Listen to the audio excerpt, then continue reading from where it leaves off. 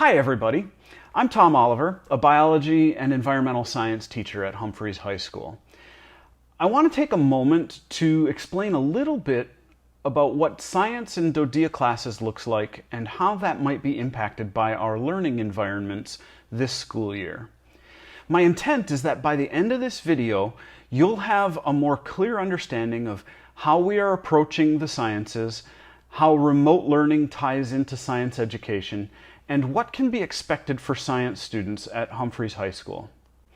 Over the last few years, DoDEA has been implementing new standards across the curricula called College and Career Readiness Standards.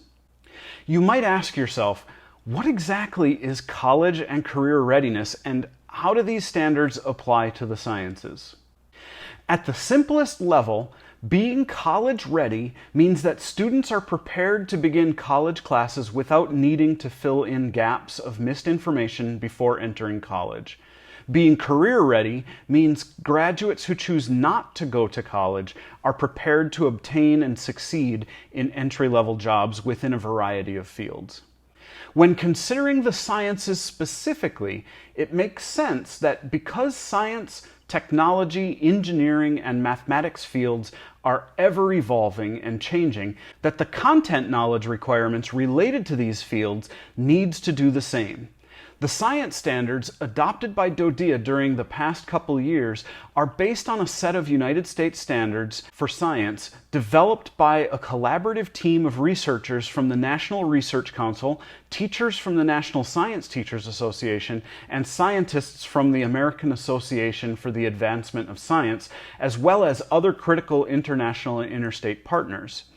DoDEA's College and Career Readiness Science Standards focus on students demonstrating that they've mastered specific, important science skills, which involves more than just learning specific knowledge or facts.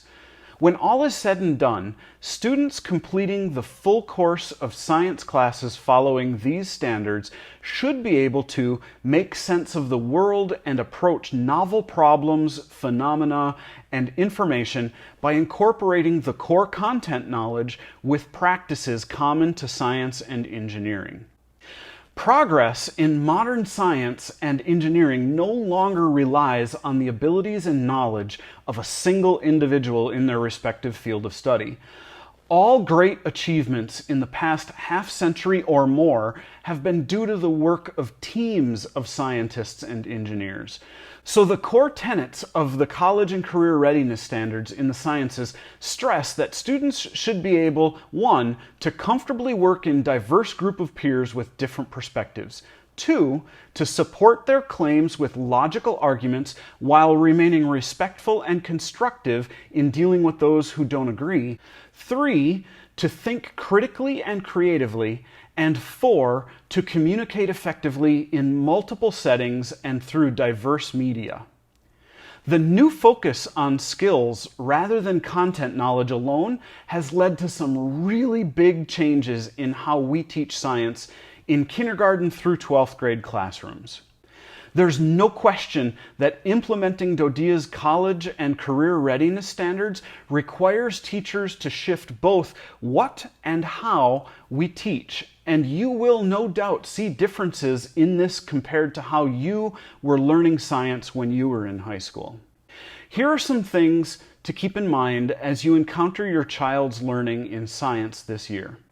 Science education is now split into 3 areas of concentration. These 3 areas are the disciplinary core ideas, which are in fact the pieces of content knowledge that students are expected to learn.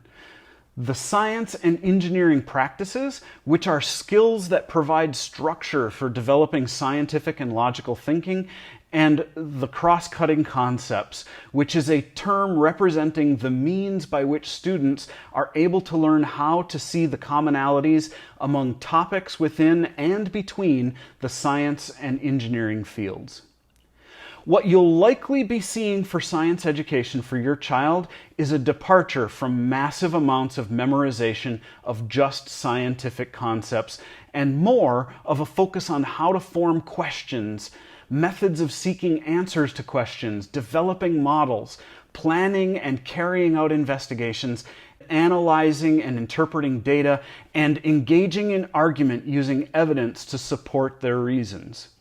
This school year has also presented us with the additional challenge of likely shifting our science education between remote learning and face-to-face learning. While this may seem to be a hardship or a negative factor, please remember that one of the primary shifts in both science fields and science education is, as I mentioned earlier, the need to be able to communicate effectively in multiple settings and through diverse media.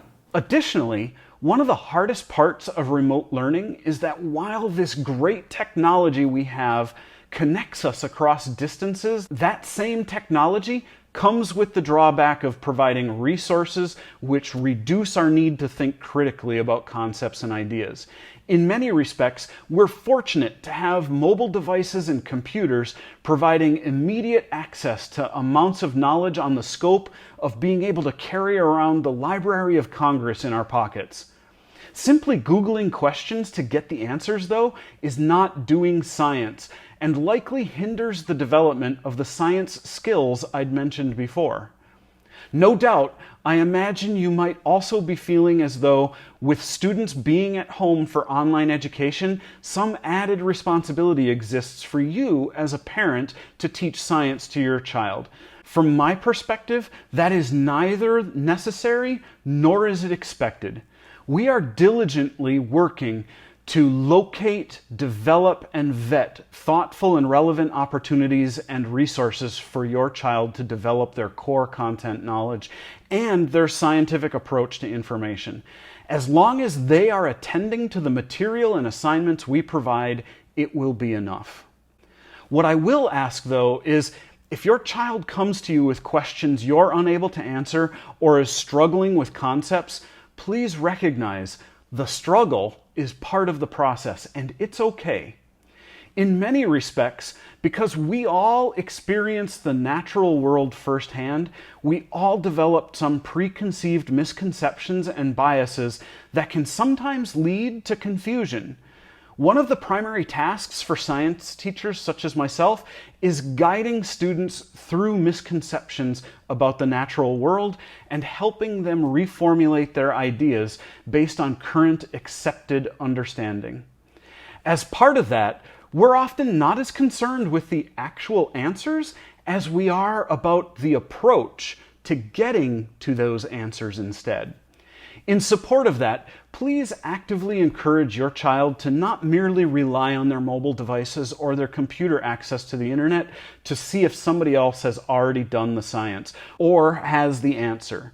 Instead, have them approach the material in a scientific, logical fashion to create ideas about the material. If they seem stuck, have them bring those struggles to their science teacher, and we'll find a way to guide them through the challenges, whether they be with the content, the skills, or the learning environment. Anyway, I hope this has helped you understand the approaches to science education at Humphreys High School and eased some of the tensions we are all facing.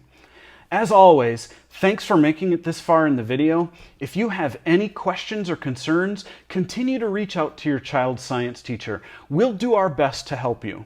Thanks, and have a great day.